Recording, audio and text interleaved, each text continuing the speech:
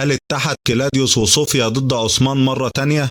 الحقيقة عدو عثمان القديم صوفيا هتتحالف مع كلاديوس مرة تانية، والتحالف ده مش هيكون مجرد عداوة، لكن هيكون بداية لمؤامرة كبيرة.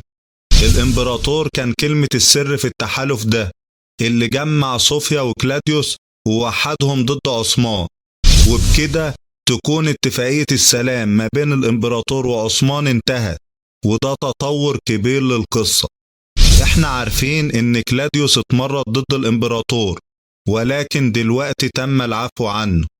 مش بس كده، ده شجعه على الاتحاد مع صوفيا ضد عثمان وفتح جبهة جديدة، وبكده هيحصل مواجهة كبيرة قريب بين البيزنطيين وعثمان.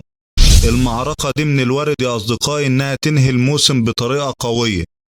بكده نكون وصلنا لنهاية الفيديو، نشوفكم في فيديو جديد إن شاء الله.